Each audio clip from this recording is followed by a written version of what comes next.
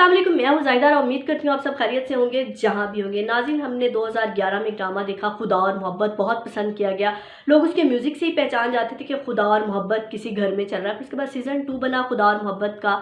फिर उसके बाद सीज़न 3 आया। खुदा और मोहब्बत क्योंकि एक ब्रांड बन चुका था और इसको दोबारा कैश कराने की कोशिश की गई कि खुदा और मोहब्बत के नाम से ही लोग इतना अट्रैक्ट हैं कि इसमें जो भी स्टोरी होगी लोग इसको देखेंगे, फॉलो ज़रूर करेंगे। और वाकई ऐसा हुआ, लोगों ने उसको फॉलो किया। ख़ासतौर पर इंडिया में बहुत पसंद किया गया। यूट्यूब पर इसके मिलियंस में व्यूज़ आए। तो ये ड्रामा रहा जो है, इसकी लास्ट एपिसोड है। सबको पता है कि दोनों कैरेक्टर की डेथ हो जाती है और दोनों जो है दरबार में उसको देख के उसकी सांसें निकल जाती हैं। सबसे पहले मेरा ये सवाल है कि खुदा और मोहब्बत इस ड्रामे का नाम क्यों रखा गया? खुदा और मोहब्बत ड्रामे का नाम रखने की वजह क्या थी? इसमें खुदा का तस्वुर क्या था? मोहब्बत का तस्वुर तो था, लेकिन खुदा का तस्वुर तो इसमें कहीं भी नहीं था। अगर खुदा का तस्वुर दिया गया था तो ये दिखाया जाता है इश्क हकीकी से इश्क मिजाजी तक का, कि अगर किसी शख्स से आपको मोहब्बत हो गई है और वो ज़िंदगी में आपको नहीं मिलता, तो आप उसके ज़रिए अल्लाह तक पहुँच जाए, आपका अल्लाह से इतना लगाव हो जाए, आपको लगे कि दुनिया के सारे सहारे झूठे हैं, सिर्फ एक सहारा जो है वो अल्लाह की ज़ात है, इस दुनिया में भी और आखिरत में भी। लेकिन इस ड्रामे में ऐसा कोई तसव्वुर नहीं दिया गया, बल्कि दिखाया गया है कि अगर आपको किसी से मोहब्बत हो जाए, आप तमाम रिश्तों को भुला दें, आप माँ की ममता को भी भूल जाएँ, आप अपने बहन भाइयों को भी भूल जाएँ, आप अपने बाप को भी भूल जाएँ और आप ज़िंदगी में कुछ भी ना करें, ना पढ़ें, ना लिखें, ना कमाएँ, कुछ भी ना करें, बल्कि एक दरबार पर जाके लेट जाएँ और कोई खिला दे, खा लें, एक मुर्दों की तरह ज़िंदगी गुजारें और सिर्फ़ अल्लाह से यही दुआ करें कि मेरी आखिरी सांस जो है उसके साथ निकले और आए तो मेरी भी सांस निकल जाए और उसकी भी, हम दोनों जो है अगले जहाँ में मिलें। कुछ ऐसा इस ड्रामे में दिखाया गया। और तो जब राइटर्स ये ड्रामास लिख रहे होते हैं तो उनको ये कभी सोच नहीं आई कि जब ये करैक्टर जो है अगर आम ज़िंदगी में लोगों ने इम्प्लीमेंट करने की कोशिश की, अगर कोई इससे इम्प्रेस हो गई, ये ड्रामा इतना हिट चला गया, लोगों ने देखा, तो इसका असर सोसाइटी पे क्या होगा, ख़ासतौर पर नौजवान नस्ल पर। इसी तरह फरहाद के करैक्टर से, फ़ैरोज़ ख़ान के करैक्टर से मुल्तान में एक लड़का जो है इम्प्रेस हुआ था कुछ दिन पहले, और वो जो है जुमे को जाके दरबार में बैठ जाता है, मस्जिद में बैठ जाता है और दुआ करता है, अपने महबूबा के नाम की तस्बीह पढ़ता है। तो लोगों को आपने ये दिखाया है कि उस अल्लाह की जगह पर जाकर, उस पाक जगह पर जाकर आप किसी गैर महरम लड़की के लिए, किसी गैर महरम लड़के के लिए बैठ के उसके नाम की तस्बीह करें, ना कि अल्लाह का नाम लें। ठीक है, आप अल्लाह से मांगे जो आपकी ख्वाहिश है, लेकिन उसके नाम पर जाके आप वहाँ पे बैठ जाएं। अल्लाह से रुजू करने के और बहुत सारे तरीके होते हैं कि आप अल्लाह से जो आपकी पसंदीदा चीज़ होती है आपने किस तरह मांगी है, लेकिन सिर्फ एक ख़ास उस चीज़ के लिए बाकी तमाम दुनिया को भूल जाएं, तमाम रिश्तों पर, ख़ास तौर पर वालिदैन को भी आप भूल जाएं, उस एक इंसान के लिए अपनी पूरी ज़िंदगी बर्बाद कर दें।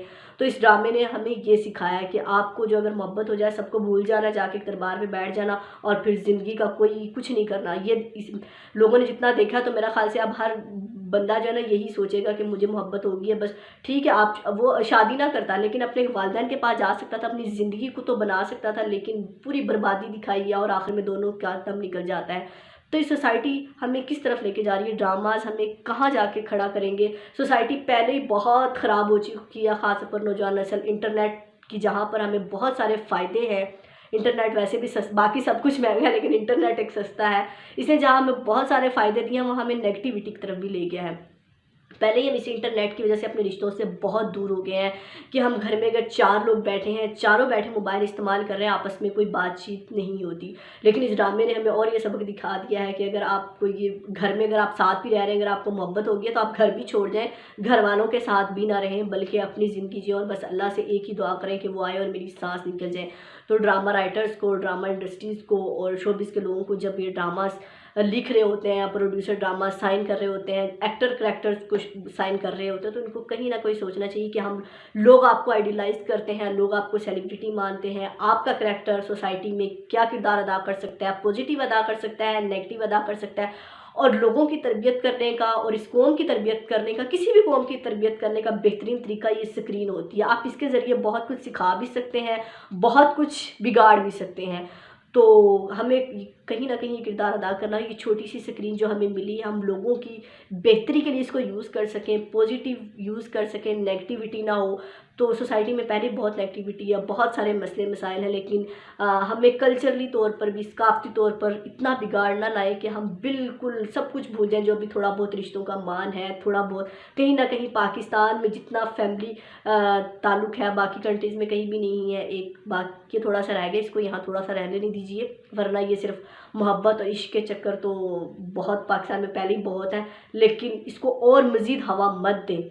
तो इस तरह की चीज़ें बनाते हुए, इस तरह की चीज़ें लिखते हुए, साइन करते हुए हमें 10 बार सोचना चाहिए और 10 बार हमें इस बात की तो बहुत खुशी है कि हमने बहुत बिज़नेस किया, चैनल भी बार-बार ये दिखा रहा है। लेकिन ये नहीं पता हम मोरली कितना गिर चुके हैं, हमने सकाफ़ती तौर पर हमने क्या, इस ड्रामे ने हमें क्या दिया, सोसाइटी का इस पर क्या असर हुआ। ख़ास तौर पर नौजवान नस्ल जो इश्क में पहले ही इश्क के बुखार में, पाकिस्तानी हर नौजवान जो है इश्क के बुखार में वैसे ही होता है। अब बारिश होती है तो कहते हैं कि बारिश के बाद जैसे पानी से जो है कीड़े मकोड़े निकलते हैं और मेंढक निकलते हैं, तो पाकिस्तान जो है आशिक निकल आते हैं और शायरी, स्टेटस और ये चीज़ें होने लग जाती हैं। यहाँ तो पहले ही बहुत लोग इस काम पर लगे हुए हैं तामीरी काम की बजाय। तो हमें इन कामों में और मत लगाइए, हमें कुछ ऐसी चीज़ें दिखाइए जो हमारी पाकिस्तान की तरक्की में हम किरदार अदा कर सके, पाकिस्तान को एक पॉजिटिव नेशन बना सके। और पाकिस्तान एक खुशकिस्मत मुल्क है जहाँ पे नौजवान नस्ल की तादाद ज़्यादा है। तो इस नौजवान नस्ल को इस धंधे पर मत लगाइए, बल्कि उनको कोई चीज़ सिखाइए। और नौजवान नस्ल को भी अपने दिमाग से सोचना चाहिए कि सिर्फ ड्रामाज में होता है, असली ज़िंदगी में नहीं होता। आप किसी के लिए अपनी ज़िंदगी क्यों बर्बाद करें? आप उस ज़िंदगी को ठीक करने के और बहुत सारे वेज़ होते हैं, और उसके लिए आप अपनी मोहब्बत के लिए कुछ करना चाहते हैं, उसके लिए पॉजिटिव वेज़ बहुत कुछ होते हैं करने की। ये एक वे नहीं होता कि आप दरबार पर जाकर बैठ जाएँ। तो खुदारा होश के नाखून लीजिए। अवाम को भी होश के नाखून लेने चाहिए, ड्रामा इंडस्ट्री को भी होश के नाखून लेना चाहिए। अपना और अपने प्यारों का बहुत ख्याल रखिएगा। अल्लाह हाफ़िज़।